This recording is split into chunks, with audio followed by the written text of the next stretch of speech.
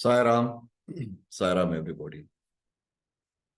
Welcome to the session of Chintan Manthan and finally the Manan, discussion, deliberation, and internalization of any subject or a topic that we take up.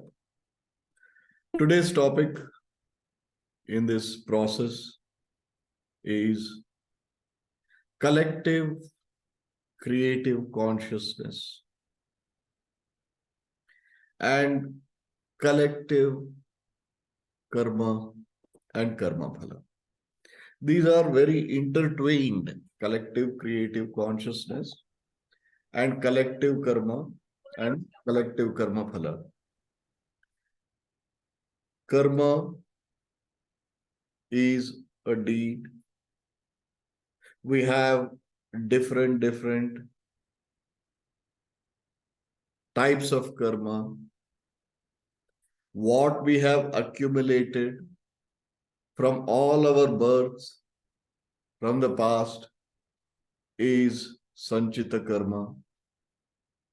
Let us rest Sanchita karma. Now we talk about the Kriyamana karma. What we get it done with our instructions or our thoughts from somebody else, which is Suchita karma or Kriyamana karma. What we get the work done from somebody else. That is called the Kriyamana karma. What we instruct somebody directly, saying that go do this, that is Suchita karma. There is a very little difference between Kriyamana and Suchita. Suchita, instruction. Kriyamana, in any manner, with possibly in a positive way or in a negative way, whether you call it a manipulation, whether you call it influencing, brainwashing, or in a good way or bad way, because what you get it done without a specific instruction to a person, that is called the Kriyamana karma. The what we do now and when whatever the deeds we do goes and settles down as a prarabdha karma when we are in this body.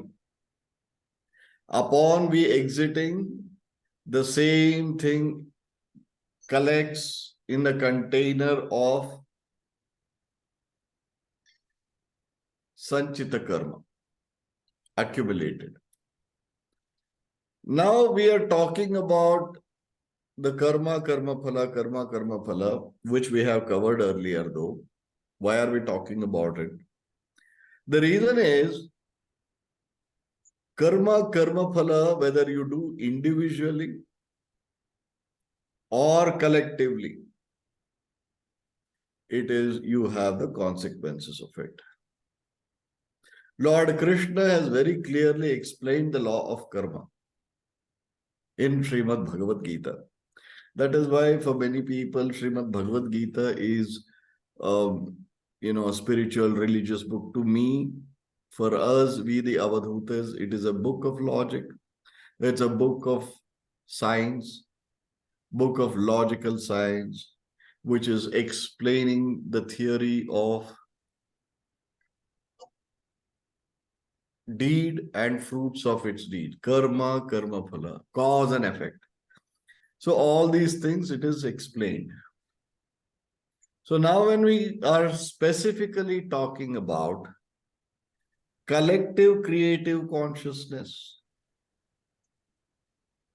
the deed of a nation, a deed of a society, a deed of a community, a deed of a congregation, collectively what it does,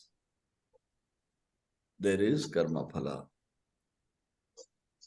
We are part of a larger group which has committed a deed.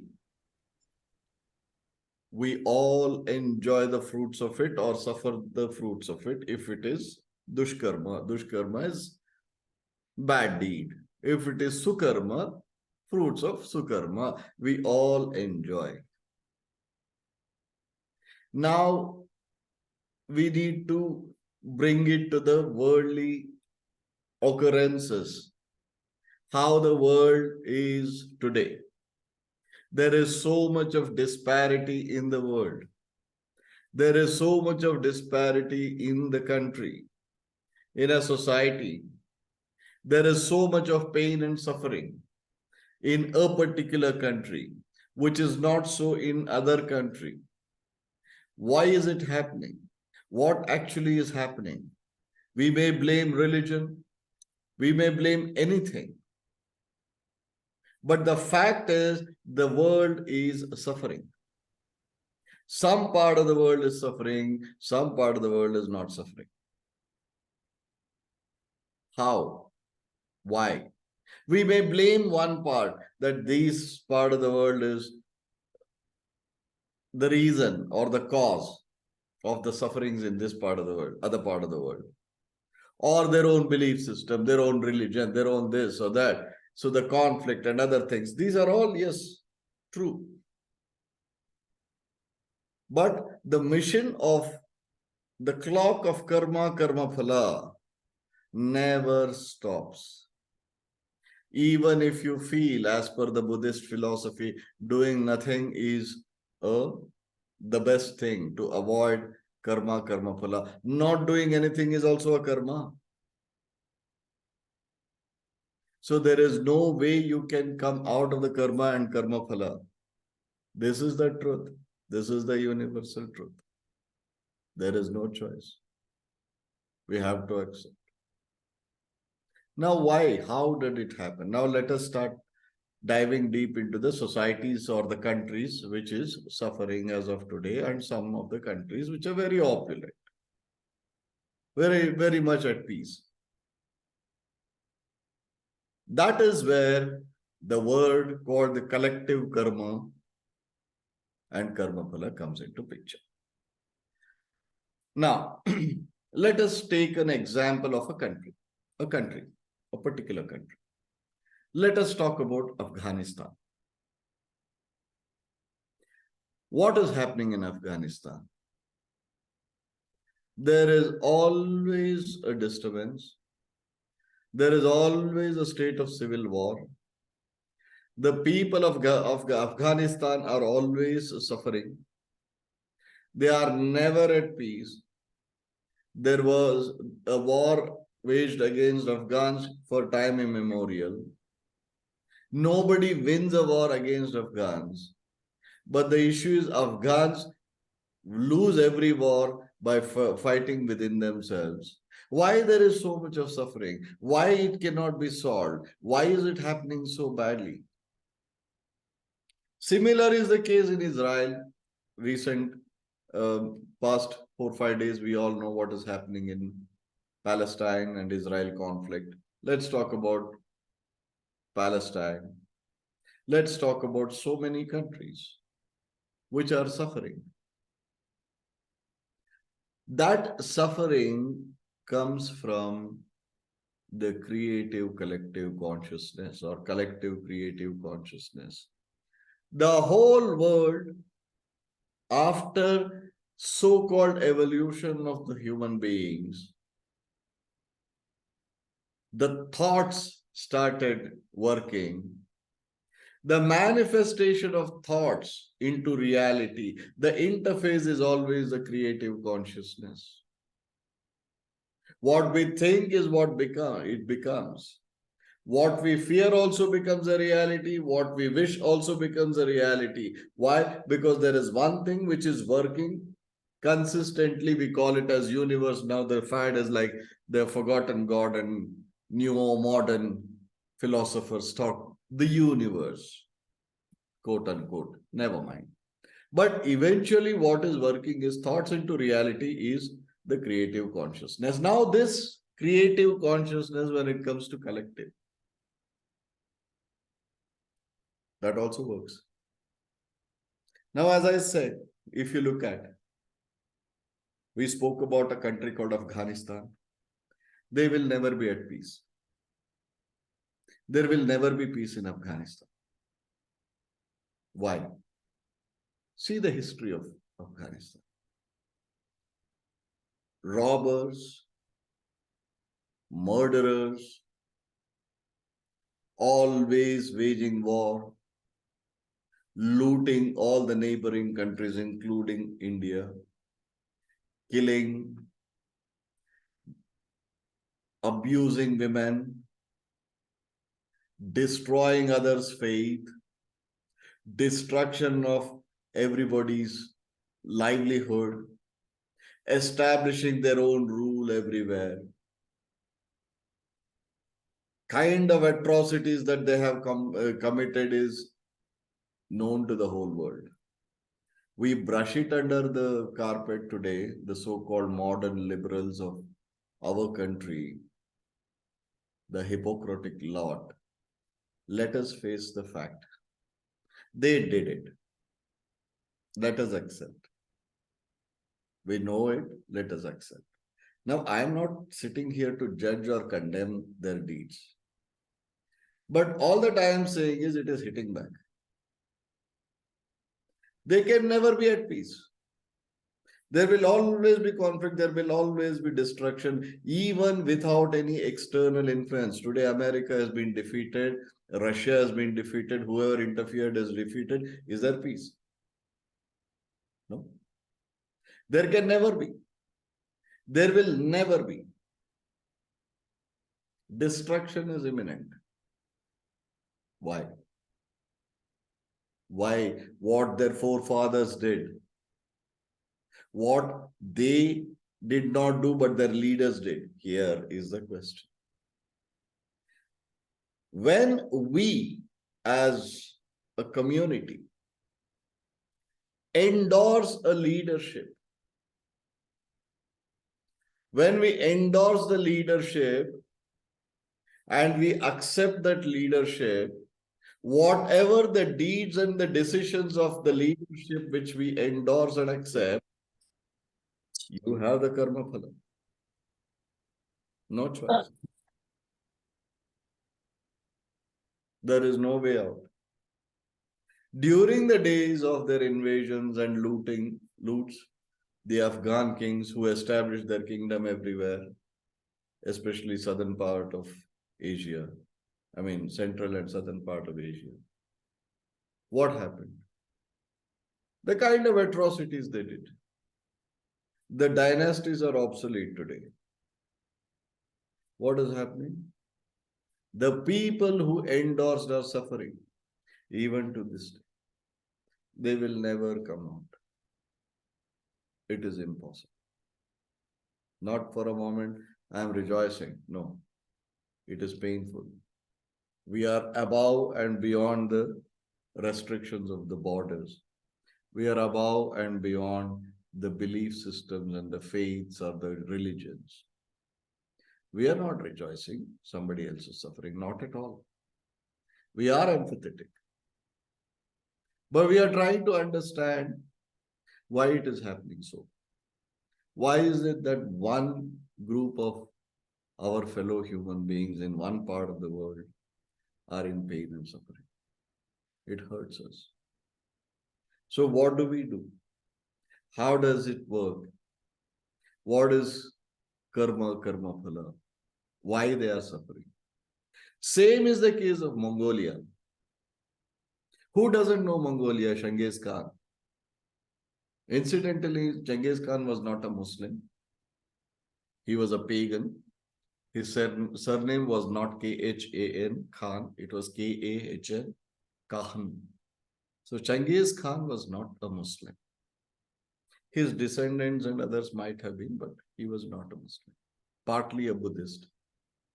Now the atrocities that he committed, he went all over the world. He did not step into India, no doubt. But today, the generations who endorsed Genghis Khan, who did not know Genghis Khan in those days, destroyed. Mongolia is not at all significant in the world map, most thinly populated, which had the largest of the armies, destroyed, finished. Now, we are talking about the atrocities committed by the leaders of the world. And the population which took pride in it and who stood and supported those leadership and the consequences of it for generations together, they are suffering. The countries can never revive. Finished. So is that the truth? Is that the ultimate truth? So no way it is going to happen. It's over. Not really. Not really. There is a way out. There is certainly a way out. The way out, for that, if we have to give an example, we have to give the example of Adolf Hitler and Germany. What happened? Adolf Hitler was a vegetarian, a teetotaler, a strict bachelor. Of course, he is rumored to have had girlfriends, non-alcoholic, perfect man so long as that is concerned. His habits are concerned. Does it make him a saint? No, he was the biggest of monsters. He killed millions of Jews. Genocide he did. He committed. Despite all those things, how come Germany did not suffer? Or how come Germany is a capital of European Union's finances? Today, the richest member of European Union is Germany, wealthiest. How is it possible, if that is true? Did they come out of this karma phala of collective creative consciousness? Because population supported Hitler. Without the support of the population, he wouldn't have been able to do what he did. Then how come they are progressive? The answer is very simple. The answer is repentance, forgiveness, forgiving, seeking forgiveness, and sincere repentance. Things change. The energies change. Everything changes. The societies will improve. This may sound too philosophical and funny, but trust me, how else did that community evolve? How else did that community or that country bounce back? Number one in technology, top in the line of financial abilities, strength in the whole of European Union. The only thing the Germans did was they came together.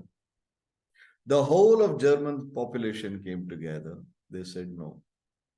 What Adolf Hitler did was wrong. By the time anybody could control him, it was too late. He had become a monster.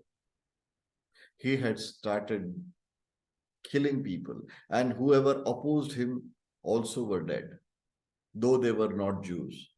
So that is how he controlled the whole establishment. But all the Germans came together and they apologized to the world. They repented. They were ashamed of their leader. They were ashamed that they supported this monster unwittingly. They sought forgiveness. They asked for forgiveness and their repentance was sincere. It was true. It was pure. The first country to ban Mein Kampf after the death of Adolf Hitler was Germany. Mein Kampf is the philosophy of Adolf Hitler. Mostly, it is filled with the teachings of Adolf Hitler's guru, Friedrich Nietzsche. So, that book, first country to ban was Germany itself. After banning, they went around the world, they apologized, they seek forgiveness. The world forgave. There is no memorial, forget the memorial. Wherever Hitler was so called killed and buried, nobody knows where it is. It is somewhere, they distorted the whole thing. I think it is a parking lot somewhere in Germany, Berlin. It's just, nobody knows where it is now. Where he was killed or buried. No glorification of a monster. It's over. They have forgotten Hitler. They have asked for forgiveness. Yes, it works. Then it works. Creative collective consciousness definitely works. Both when we want to be progressive or when we want to commit crime. Whatever it is, if we stand behind a leader whom you have anointed, accepted, and appointed, and have stood behind his philosophies, there is nothing which you can do. What the leader, the head of the country, state, commits, you have a fraction of it. There is no way out. The reason why I said Afghanistan or, Lebanon or Palestine can never come out of it is because of that. They were committing atrocities all along.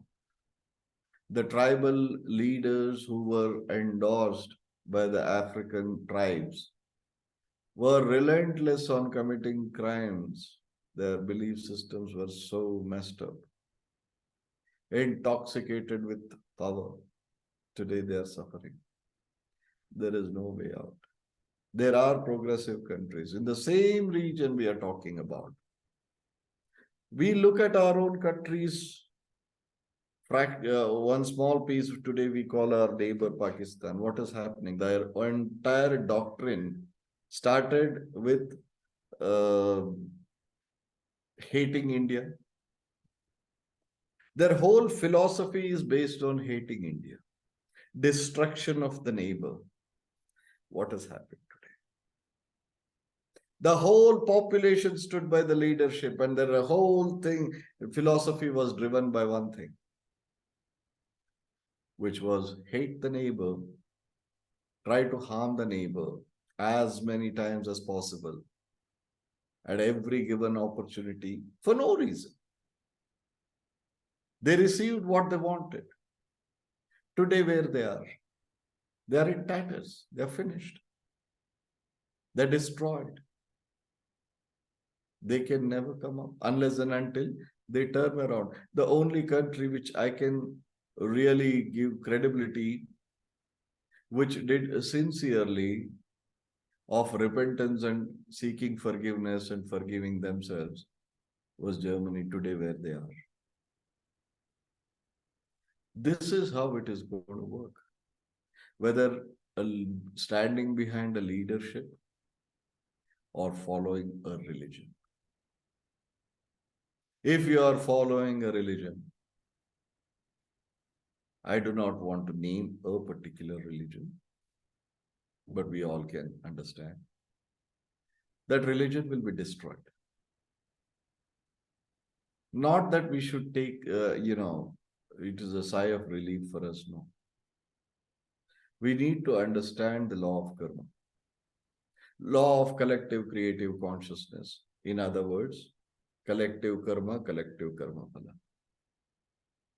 Many religions have come and gone in this world. Aztec religion gone, Greek religion gone, Mayan religion gone, Egyptian religion gone, paganism gone. So many religions came and they left. In the name of divinity, in the name of God, in the name of so-called unseen God, the kind of atrocities are committed. It's gone. Likewise, it's just a matter of time, a passage of time. The religions which are very talking absolute nonsense, utter nonsense, selling cock and bull stories, misguiding, committing atrocities in the name of religion, will not survive. That will become obsolete. Whether we call it Islam or Christianity or someday, it will go. No choice. Why is it that this religion or this school of thoughts of Sanatana in India remains? Because it is not even a religion. It is a process of understanding, open to new ideas. There are no do's and don'ts. Follow your own way. If you have a way, a new way, let me know. I'll also hear you out. I'll also accept and absorb and try to live by it if this sounds logical. So there is no religion here. It's a school of thoughts. It's always young. It is always new. It is always fresh. It is always ready to accept, listen, absorb. Unlike the organized religions, they will become obsolete. No cause of concern. The whole of Europe, 60% of the French population say we are non-religions, we don't believe in God. That speaks volumes. Most of the European countries, the developed countries, evolved countries, they are saying we are non-believers, we don't belong to any religion, we are non-believers of God. We are non-believers of religion. So that is where the world is inching. But the same population is ready to sit and talk about the Shastras or the Buddhist philosophy because there is something which they can connect. There is no cock and bull stories. Nobody died for me. I was not even born.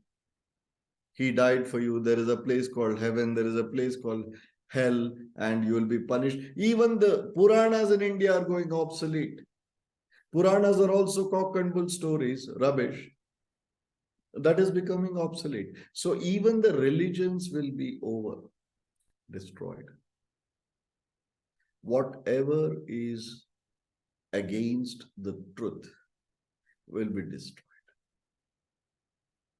Again, what is it which is ensuring the destruction of these so-called belief systems and religions?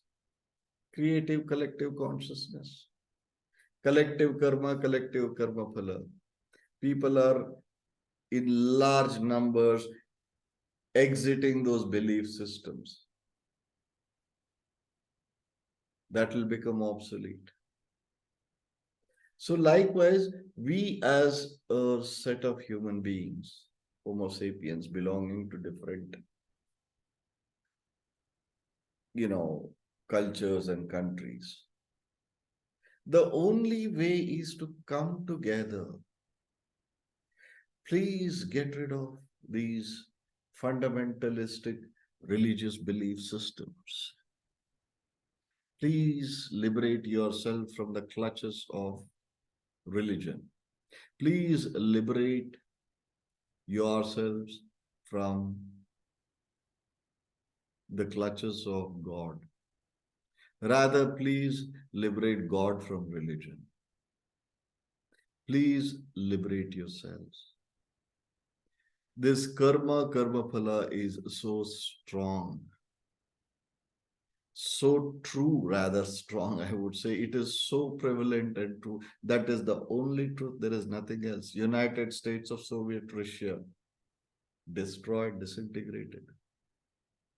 In front of our eyes, people who are more than 40 years of age have seen the Russia today where it is. It is all happening in front of us. The collective creative consciousness has to work. It works. Now we have spoken so many negative things, so much of negativity. Can it also be positive? Yes, it can be. Why Lord Krishna says in Bhagavad Gita, two things he says. सत्य और वित्त सत्पुरुषों के साथ रहना चाहिए. Which means that satta, the power, vitta, the money, finances, has to be with righteous people.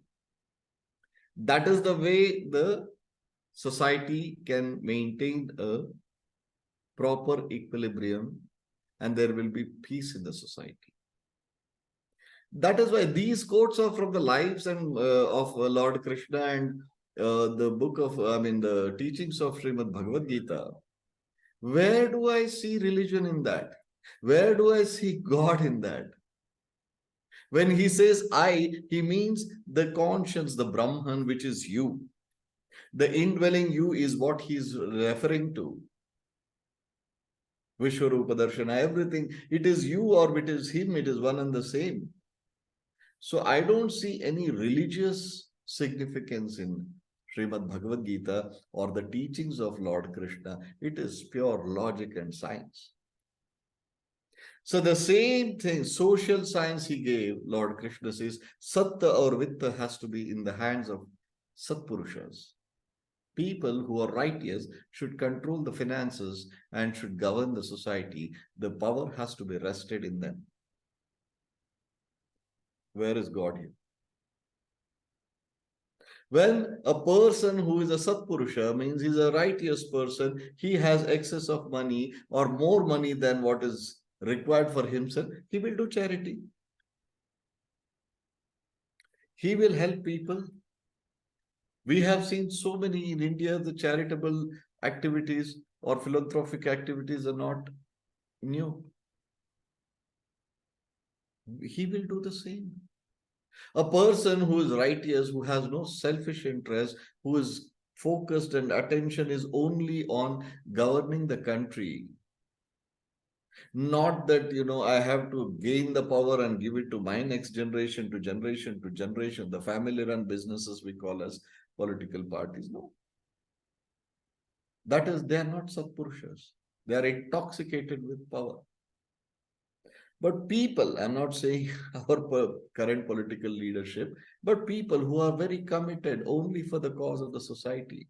Whatever they do for the sake of the society. Those people should be appointed or anointed to the place of power. Lord Krishna very clearly says, once we do that, our job is done.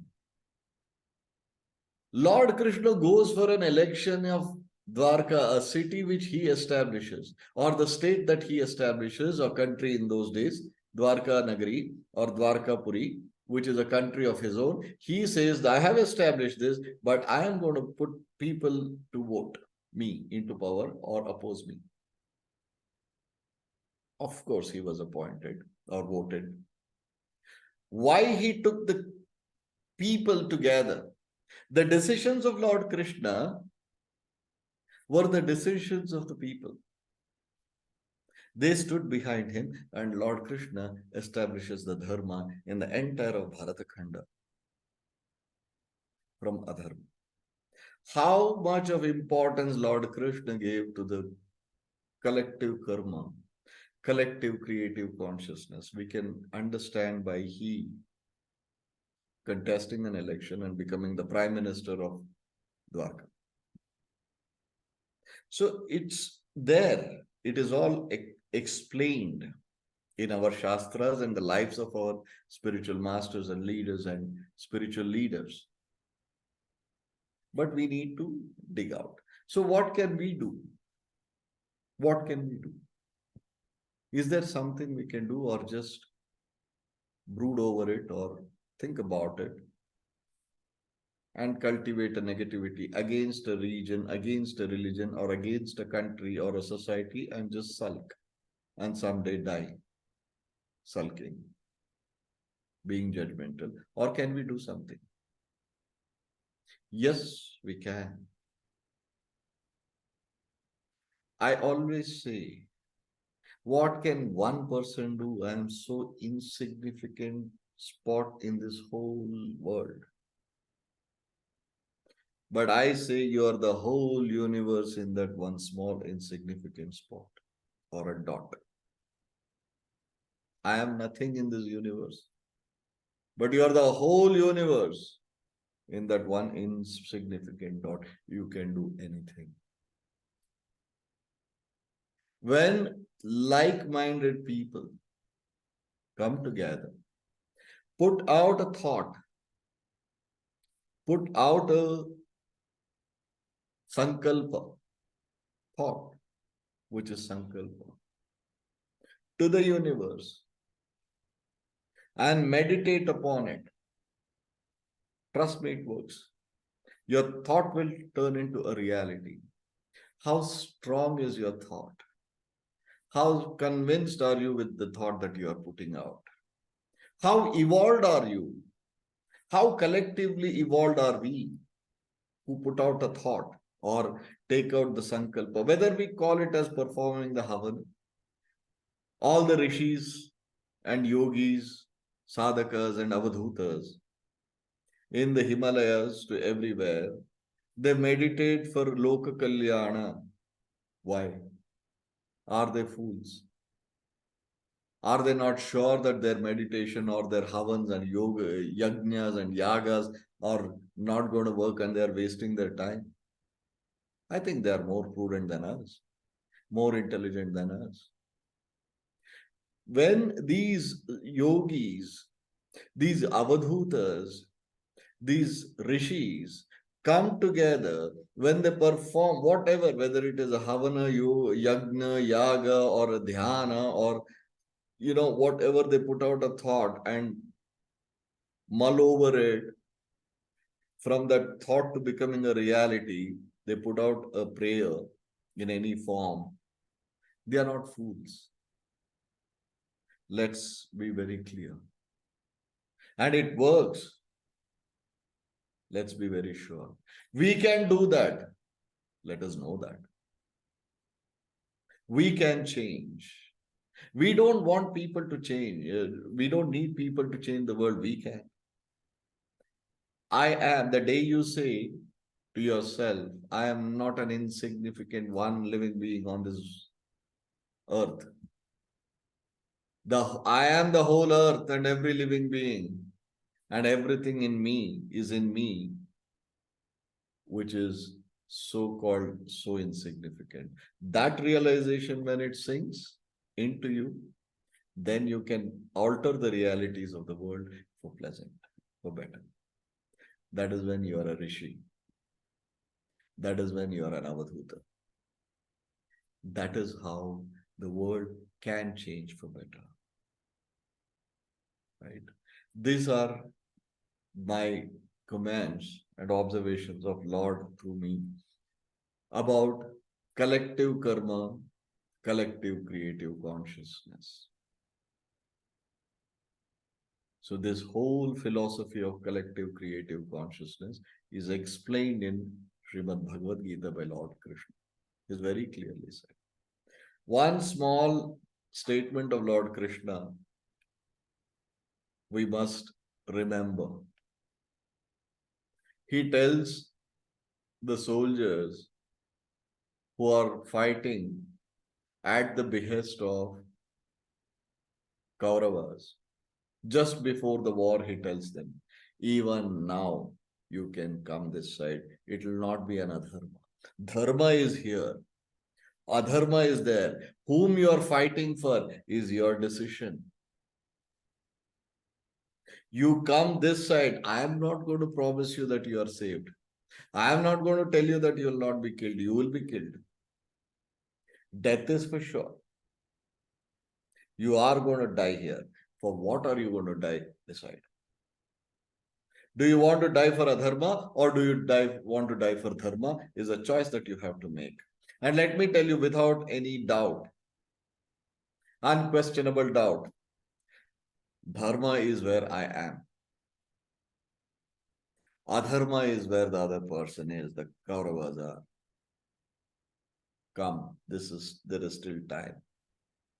Spiritual free will, collective creative consciousness. Both Lord Krishna said. So we should decide. And when we say in the guise of submission and surrenderance, oh, I don't know, I'll leave it to you, you decide for me. Sorry, it is not going to work. No. We cannot be so selective. If that is the case, every decision of yours henceforth will be carried out by your guru, and you are not going to question or doubt. No hypocrisy. We cannot be very selective. We have to be complete. So Lord is also very clear. Baba is also very clear. Your decision is yours. Which side you want to be on? Dharma or adharma? In every society, this dvandva, the conflict between dharma and adharma remains. But we have our spiritual freedom. We have our decision to make. It is happening all along, time immemorial. It is continued to go happen as long as a larger section of the society, majority of the society, is collectively towards the dharma, which is the righteousness. Dharma is not a religion. Dharma means being righteous. Who will shun superstitions, cock and bull stories of religions, including Purana. I am not saying that Puranas are great. No, it's over. It's obsolete. It's done. Leave it. So when we are collectively towards the righteousness, society becomes a better place to live. Mankind evolves. We will blur the borders. What prevails on earth will only be the humanity. The amount of money and the resources are spent on developing armies, weapons, nuclear weapons. Why? What is the conflict? Why should there be a conflict? Why should there be borders? Why can't the Homo sapiens live together? Why religion? Religion is the biggest curse as of today for the human being. The religion is a cause of division, main cause of division in this world. Why we need religion? We all say there is only one God. I say forget God. We are real. We are the same Brahman. Why religion? Why fight? Why wars? Why spend on it? So much of resources are spent to fight, to kill each other. Is that what we have become? Are we, so to say, evolved? Is this how we have invested our intellect into? We should be ashamed of ourselves, of what we have become.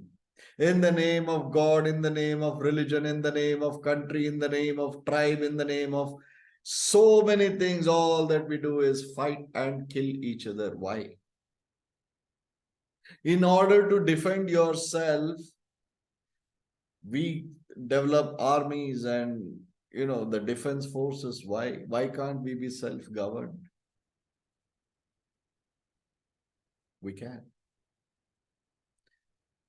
I believe in two things. I have faith, I have patience, and I believe that we can make a difference. We can change the realities. We can live and coexist peacefully. So these are my few thoughts I thought of exchanging with all of you in this Chintan Manthan. Please be aware, be careful. Collective creative consciousness is always at play. There will be consequences. The countries, the societies everything suffers or enjoys or rejoices. Karma, karma phala, only truth. Right. Thank you everybody for your patient hearing. So if you have any questions, I'm happy to take. Saram, sir.